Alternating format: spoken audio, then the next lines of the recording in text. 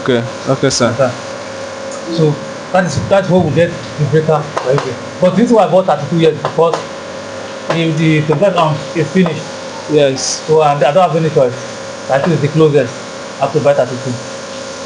Hope you understand. Are you because that's all the closer now? Explain this one again. Okay, now normally every panel has a data sheet. Data sheet means the specification of the panels. If you see that panel you install, that long G, you see at the back, now they write the voltage, there's some characteristics at the back of that panel. You see ISC, you see VOC, you see IMP, you understand? So the most important values things you need to check in for this, if you want to design the breaker now, your ISC. Now your ISC depends on your configuration. Are you connecting in series or are you connecting in parallel? But in this hybrid solution now, we are connecting in series. Series. You understand? Like what you did now, you connected 6 panels in series, right? Now, in series connection, voltage is being out of the current, the voltage until the current of 1. Now, the current of 1 is what? 14.01 amps. You understand? So if you get 14.01 amps, then multiply by the safety of factor, which is 1.25. 5. So you're going to, like what we got is 17.5 amps. In the market, there's no 17.5 amps, except maybe you're going to do based on request from China. You understand? And you cannot go anything lower. It's move to something at least higher. Now, in the market, sometimes you can see 20 amps, but the most common one I have seen, which I have used, is 25 amps. 25 amps. So if you put 25 amps breaker, you are safe with this solution. You understand? So, but there's still another solution I want you to know now. Hello? This one now we did here is we connected this on 3. Yes. Let's assume This is a low voltage system. low voltage system. We're not in 3. 3. 3. Yes, 3. Let's assume we're still using that 80 watts now. 80 watts panel. And what we have there is 12 panels, right? This is 9. Now, the voltage here, organized in series like this now. So the voltage now is about 120 volts. Now, the current here is 14.01, have you? Yes. 14.01, 14.01, 14.01. So now we multiply the current together. This 14.01 multiplied by 4 14.01 times 4. 56. Okay. That's 56. 56. 56 amps. So our breaker now, we're going to multiply 56 times 1.25. That is the safe factor. That's the factor. 1.25. That is the safe factor. 56. That's 70 amps. Have you? There's 270 amps breaker in the market. Madam, but I know we can get 100 amps. So the breaker that you need for this installation now, for your PV side, 100 amps breaker. amps breaker. But mind you, it's a DC breaker, 100 amps DC breaker. Okay, from this Because- engineer side, thank you very much. What are we going to? What do you learn between this high voltage system and the low voltage system? Which one is more cost effective? Which one is more cost effective? From my observation, the high voltage system is more cost effective, considering the fact that when you're using low voltage system, you're going to be working with a high amount of amps, and taking the high amount of amps into consideration, you're going to be needing a very large wire to use, and this also adds to the cost. Absolutely, you got it right.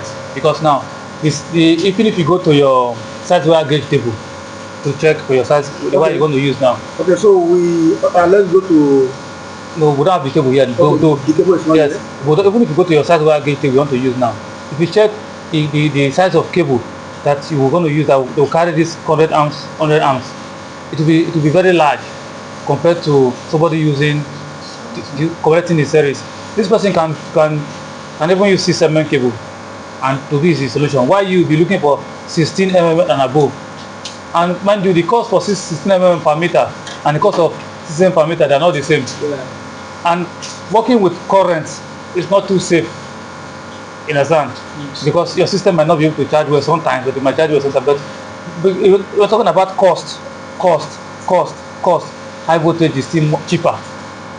Mind you, 100 amp breaker will not be the same amount with 20 amp breaker, 25 amp breaker. The cost will not be the same. 100 amp breaker will be more expensive. And while handling 100 amp, you will be more careful. Although this one also has its own drawback because the voltage is still very high. You have to also be very careful with the voltage. You understand? But normally, you know that as far as you are designing anything DC or PV, you have to use your safety protection. You have to wear your gloves. You understand? Never assume circuit there because you know DC voltage is very dangerous. Most people will look at it, so this voltage is, none of them is okay. As far as it's current coming from either DC source or AC source, they're all dangerous. It can kill somebody, especially this one that is up to, because this one now, if you look at the summation of the voltage now, it's up to 200 something volts. 200 voltage is not good, it's not healthy for it to shock you. It's best to have your protection. You put on your hand gloves, it's not too expensive. 2,500 or 3,000 naira, you get your hand glove and you are safe. Understand? So what we have learned now is, we now know how to design our PV breaker. You understand? And everything that depends on your own design. Like I told you, you can decide to use 580 watts. I can decide to use 605 watts. But why? I'm working with what? My specification. You must have to know your specification of your inverter, the specification of your panels while designing your system. You understand? Somebody else can come and say, okay, I have 720 watts panel. You ask him, sir, can I see the specification of your panel? You understand?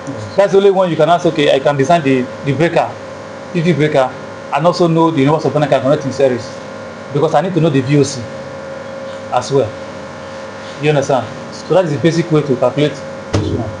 And in designing the breaker for the PV, you must take into consideration the inverter that you are using. Yes, or the charge controller you are using. Because that is what determines whether you will go strictly on series or series and parallel. Yes. Irrespective of the size of the panel, the most important thing you have to check also is the specification of the inverter or the charge controller. That is as a let me put it as a designer or as a solar system engineer or a technician. The key factor you need to look at for when designing a system is what? First of all, your specification. You go for the nameplate of your equipment. Like this system now, this is the nameplate. That tells you everything in the system. Your battery also has its own nameplate. If you check well, should be seen the other side. This is 15 kilowatts battery. You see the nameplate. It tells you what the battery is. If it's 15 kilowatts, the depth of discharge you can charge the battery, the maximum current you can use to charge the battery, the maximum discharge current you can charge for the battery as well. What is nominal voltage? With everything. So once you know those things in your head, then you can now start your designing. That's your designing. Yes, sir. So it's very simple. It's very simple as ABC. But one thing you need to know, if you can get these factors, you understand how to do all this multiplication, I don't think you have any issues. Because this is the same principle you use in calculating your input breakers, output breakers, your battery breakers, and also the cable you are going to use for input and output. That's the same people are going to use too, because there's a data sheet provided from there. Since you know that okay, this system can draw 10 amps, what is the appropriate cable size? You check. It will tell you okay, the cable size is 10 mm, the cable size is 5 mm. So nobody can just come and cajole you. It's okay. Can I use 2 mm?